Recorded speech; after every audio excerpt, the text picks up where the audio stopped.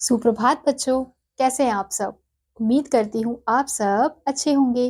तो बच्चों, आज की कक्षा में हम पढ़ने वाले हैं अध्याय नंबर 9, जिसका शीर्षक है महाकंजूस। तो बच्चों, इस अध्याय में आपको एक कहानी दी गई है। तो सबसे पहले हम पाठ परिचय पढ़ेंगे।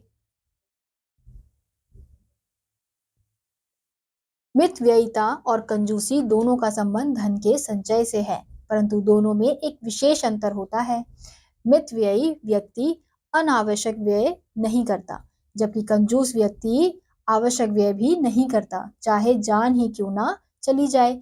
ऐसे ही एक कंजूस की कथा इस पाठ में दी गई है। किसी गांव में गुरधन नाम का एक व्यापारी रहता था। वह अत्यंत कंजूस था। उसने बहुत सा धन एकत्र कर लिया था, लेकिन कभी भी उसे खर्च नहीं करता था। एक बार की बात है, उसके गांव में अकाल पड़ा। चारों ओर त्राही त्राही मच गई। लोग भूखे मरने लगे।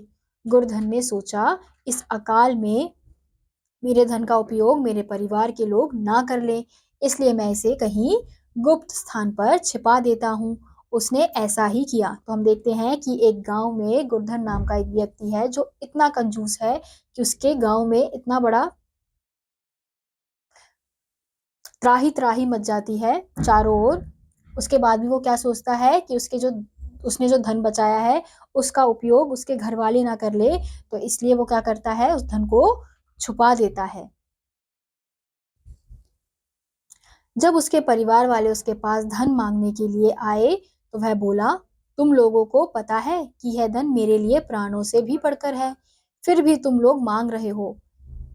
इससे तो अच्छा कि तुम लोग मेरे प्राण ही मांग लो। तो हम देखते हैं कि जब उसका परिवार उससे धन मांगने आता है तो वो क्या कहता है, वो जो धन है वो उसके प्राण से भी ज्यादा है, तो इसलिए मुझसे धन मत मांगो, उससे प्राण ही मांग लो। तो हम यहाँ देख सकते हैं, चित्र में भी हमें दिखाया जा रहा है कि वो किस प्रकार से अपने परिवार वालों को मना कर रहा है धन देने से।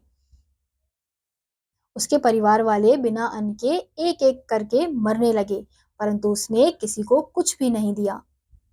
फिर हम क्या देखते हैं, धीरे धीरे उसके परिवार वाले अन्न के बिना मरने लगे, लेकिन फिर भी उसने क्या किया, धन नहीं दिया। अब वह बिना कुछ खाए दिन बिताने लगा। उसने अपने मन में सोचा, जिस धन के बिना मेरी पत्नी और बच्चे मर गए, अब उस धन का प्रयोग मैं अपने जीवन रक्षा के लिए कैसे करूं।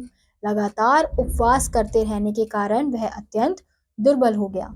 उसकी इस दशा को देखकर कुछ दयालु गांववासी उसके पास पहुंचे और बोले, हे गुरधन, तुम उस धन का क्या करोगे जिसके रहते हुए भी तुम अपने प्राणों की रक्षा नहीं कर पा रहे हो।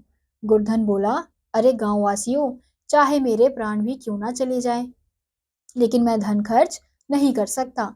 मेरे प्राणों की रक्षा के लिए तुम लोग कुछ उपाय करो। गांव वाले बोले, यदि तुम इस धन का प्रयोग अपने जीवन की रक्षा के लिए नहीं करोगे, तो जब तुम मर जाओगे तब तुम्हारा धन राजा या अन्य कोई व्यक्ति ले लेगा। तो हम क्या देखते हैं कि अब धीरे धीरे उसके परिवार में सबकी मृत्यु होने लगती है। तो ये देखकर वो क्या सोचता है कि जिस धन की वजह से मेरे परिवार की मृत्यु हो गई, तो अब उस धन का उपयोग मैं कैसे कर सकता हूँ। तो जब गांव वाले उसके पास जाते हैं और बोलते हैं कि तुम इस धन से खुद की रक्षा तो नहीं कर पा रहे, तो इस धन को क्यों रखा हुआ है, तो वो क्या बोलता है गांव वालों को कि ये धन मेरे प्राण से भी ज्यादा ऊपर है, तो इसे मैं खर्च नहीं करूंगा।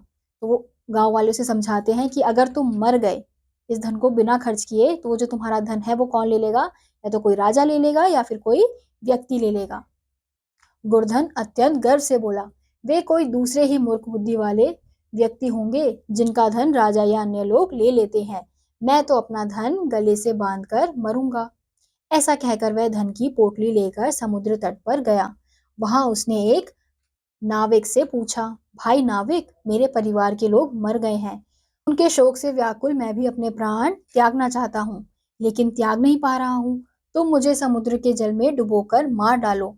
यदि तुम ऐसा करोगे तो मैं तुम्हें एक सोने का सिक्का दूंगा। तो हम क्या देखते हैं, वो गांव वालों को क्या बोलता है कि मैं किसी को धन लेने नहीं दूंगा, मैं अपने धन को अपने साथ लेकर ही मर जाऊंगा। तो ये सोचकर वो कहाँ चला जाता है, समुद्र तट पर चला जाता है और एक नाविक से क्या बोलता है, मेरी पत्नी और बच्चे तो मर गए हैं, तो अब मुझे भी मरना है, लेकिन मैं मर नहीं पा रहा हूँ, तो तुम क्या करो, मुझे पानी में डुबोकर मार डालो। अगर तुमने ऐसा किया तो मैं एक तुम्हें सोने का सिक्का दूंगा।